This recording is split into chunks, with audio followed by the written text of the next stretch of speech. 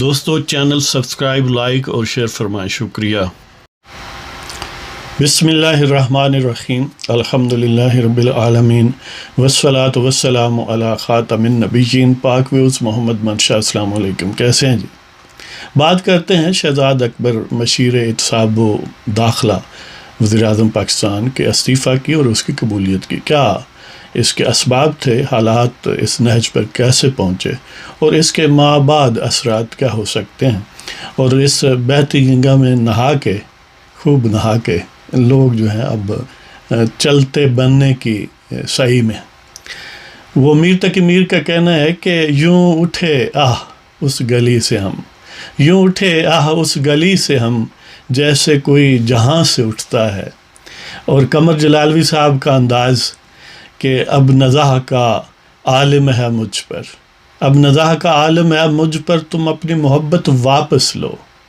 اب نزاہ کا عالم ہے مجھ پر، تم اپنی محبت واپس لو، جب کشتی ڈوبنے لگتی ہے تو بوجھ اتارا کرتے ہیں۔ تو بہرحال اب کشتی جو ہے وہ کیونکہ بھنور میں ہے اور ظاہر ہے اس پر جو ہوشیار لوگ ہیں وہ آپٹیمم ٹائمنگ کے ساتھ چھلانگ لگاتے ہیں، اس لیے کہ چھلانگ لگا کنارے پہنچنا ان کا منظور نظر یا مقصد ہوتا ہے۔ یہ نہیں ہے کہ عین منجدھار میں وہ چھلانگ لگائیں تاکہ خود ڈوب جائے کشتی پہلے۔ تو اس کا مطلب یہ ہے کہ بس کنارے کے قریب بھی ڈوبنے والی ہے اور لوگ اس سے اترنا چاہ رہے ہیں، اترنا شروع ہو گئے۔ یہ صاحب جو ہیں جیسے یعنی پاکستان پر بہت ساری آفات کا نزول ہوتا ہے اور اس نزول کا زیادہ تر حصہ ایک ہی سوراخ سے آتا ہے، جس کو میں یہ کہہ سکتا ہوں کہ شیوخ الاقتدار ہیں یا عسکری شیوخ الاقتدار ہیں۔ یعنی وہ ایک ایسی پاکستان کے مملکت کے جسامت میں، اس کی حیت میں ایسی فالٹ لائن ہے جہاں سے پاکستان پر ہمیشہ اس کی اکنامک، پولیٹیکل، کانسٹیٹیوشنل اسٹیبلٹی پر حملہ ہوتا ہے اور پاکستان کے کروڑوں عوام کے حقوق کا ٹیا پانچا کیا جاتا ہے۔ تو بہرحال یہ شہزاد اکبر صاحب جو ہیں یہ پہلے وہ جو غدار ملت ہیں مشرف صاحب، ان کے دور میں بھی نیب سے وابستہ رہے، انہیں کوئی مشاورت قانونی مہیا کرتے رہے اور اس میں ڈپٹی پراسیکیوٹر جنرل بھی رہے۔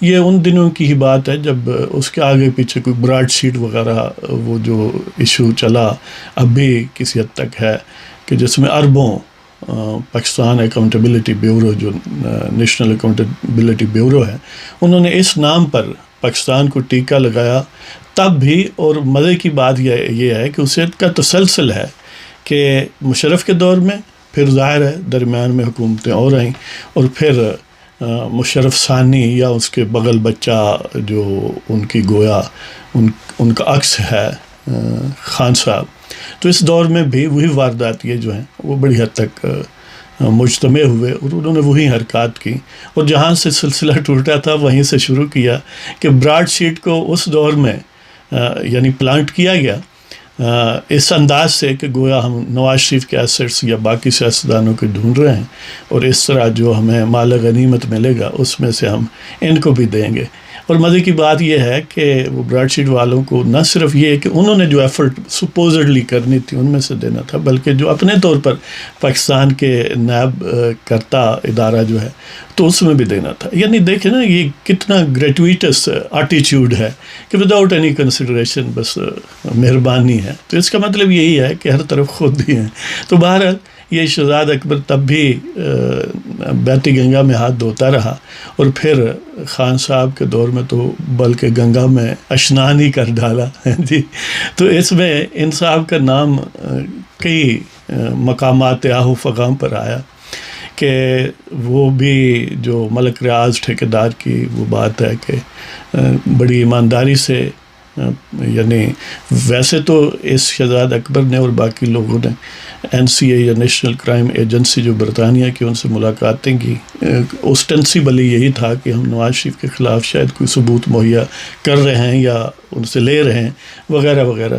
الٹیمیٹلی بات یہاں تک پہنچی کہ ان کے اپنے ہاتھوں سے ہی اپنا ہی مربی جو ہے ویسے ایک اور سندھ میں بھی مربی یوز کرتے ہیں اور اس سے بھی شہزاد اکبر کا کہتے ہیں کوئی تعلق ہے. تو بہرحال ان کے اپنے مربی ملک ریاض الٹیمیٹلی اس میں پھنس گئے، اور جو NCA ہے برطانوی ایجنسی، انہوں نے اس سے ریکوری کر کے سپوزڈلی جو منی لانڈرڈ تھی اس کے جو پلی بارگین ہوئی، تو اس کو حکومت پاکستان کو اربوں روپے وہ بنتے ہیں، ظاہر پاؤنڈ میں انہوں نے دیے. تو ہماری حکومت نے انتہائی ایمانداری کے ساتھ، اور سپریم کورٹ نے بھی اس سے زیادہ ایمانداری کے ساتھ ملک ریاض کے اگینسٹ جو وہ لے دے کے وہ گیو اینڈ ٹیک ہوا تھا سندھ کی زمین کا، تو اس میں ایڈجسٹ کر لیا، تو گویا یہ ان کی ایک قسط بنی. یعنی ایک بیرونی ایجنسی نے ایک اللیگل منی کو ریکور کیا، اور ہم نے پوری ایمانداری کے ساتھ ٹھیکیدار کو پھر واپس کر دیا. تو بہرحال اس میں بھی انصاف کا نام نامی آتا تھا. اور پھر براڈ شیٹ کی جو سودے بازی تھی اس میں بھی کہا جاتا ہے، اور یا ملک ریاض کے حوالے سے، کہ وہاں ان کی گردش کرتی رہی فوٹوز بھی، مبینہ طور پر ان پر الزام یہ تھا کہ کوئی گیو اینڈ ٹیک، کوئی ایکسچینج آف بیگز ہو رہا ہے، اور ظاہر ہے بیگز میں کوئی پراسرار چیزیں ہوں گی. تو بہرحال اب یہ جو صورتحال پیدا ہوئی ہے کہ ایک تو اس کا اصلی سبب یہ ہے کہ اب کشتی کیونکہ بھمر میں ہے اور اس کا ٹینیور گویا ابرپٹلی اینڈ ہونے والا ہے، اس لیے کہ وہ جو اسپانسرز تھے موسٹ پروبیبلی یہی اب سمجھا جا رہا ہے کہ وہ ان کا جی بھر آیا ہے، اس سے فیڈ اپ ہو گئے، تو اس لیے اس سے پھر بھاگنا ہی ضروری ہے. یہ روحانی وجہ تو یہ ہے. لیکن دوسرے اسباب یہ ہے، مثلاً ایک شنید یہ ہے کہ خان صاحب نے پوچھا ہے کہ وہ بریف مجھے دو جو احتساب وغیرہ کیا ہے، تو یہ حضرت صاحب جو ہیں وہ بس ویسے ہی فگرز وغیرہ جو ہیں وہ جمع تفریق کر کے ان کے پیش کر دیے ہیں. حالانکہ خان صاحب سے یہ توقع نہیں کی جا سکتی کہ کوئی فگرز کو سینسیبلی کوئی فگر آؤٹ کر سکے جی. لیکن بہرحال خبر لگانے والوں نے ایسے ہی لگائی کہ وہ جو ڈسکریپنسیز تھیں، جب وہ ان رائٹنگ دیا کچھ اور تھا، زبانی کچھ اور تھا، یا پہلے کچھ اور تھا بعد میں کچھ اور تھا وغیرہ وغیرہ، تو خان صاحب نے کہا کہ استعفیٰ دے دے. تو ظاہر ہے ان حضرت صاحب نے دے دیا اور اسے قبولیت کا مقام بھی مل گیا. لیکن کچھ سمجھتے ہیں کہنے والے کہ یہ جو قاضی فائز عیسیٰ کے متعلق ریفرنس کے حوالے سے پٹیشن در پٹیشن تھی، تو اس کا کیونکہ ابھی ان رائٹنگ فیصلہ آنا ہے، تو اس میں ایک الزام یہ بھی ہے کہ جو سرینا عیسیٰ ہے ان کی طرف سے کہ ہماری جو ٹیکس ریٹرنز تھی، ظاہر ہے by law income tax ordinance کی متعلقہ دفعات کے تحت وہ کانفیڈینشیل سمجھی جاتی ہیں، کسی اور کو ایکسیس نہیں مل سکتی سوائے وہ انکم ٹیکس کے اپنے جو ریلیونٹ آفیشلز ہو سکتے ہیں. لہٰذا ان کو کیونکہ ایسٹ ریکوری یونٹ کا سربراہ بنایا گیا اور اس کی کوئی لیگل فوٹنگ نہیں ہے، اپارٹ فرام کہ اس میں انہوں نے جو مراعات وغیرہ لیں اس پر بھی حرف اٹھ سکتا ہے، کیونکہ وہ قاضی فائز عیسیٰ نے اس کو پوائنٹ آؤٹ کیا کہ یہ لیگل اپوائنٹمنٹ، دوسرے لفظوں میں بالکل اگر وہ جو ہے نا پی ٹی وی کے چیئرمین بنے تھے تو ان کو جو اپنا ثاقب نثار نے کہا کہ یہ لیگل ہے اور ریکوری وغیرہ ڈال دی، تو پھر ان لائن پر یہ تو بہت زیادہ مضبوط کیس ہے.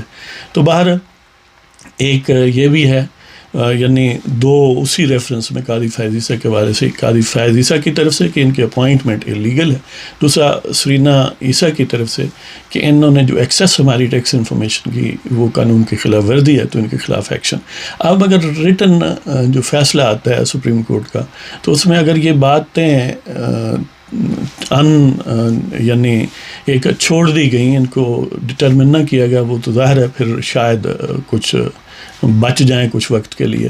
لیکن اگر ان کو ٹچ کیا گیا تو موسٹ پروبیبلی یہ پھنس جائیں گے. اسی حوالے سے سرینا عیسیٰ نے ابھی 17 جنوری کو دی ہے نا اپلیکیشن نیب میں کہ ان حضرات کے خلاف، یعنی 3 حضرات انہوں نے پوائنٹ آؤٹ کیے، فروغ نسیم، یہ شہزاد اکبر، اور وہ جو انور منصور سابق اٹارنی جنرل ہیں، یعنی ان ساروں نے یہ خلاف ورزی وغیرہ کی ہے، تو ان کے خلاف بھی ایکشن لیا جائے.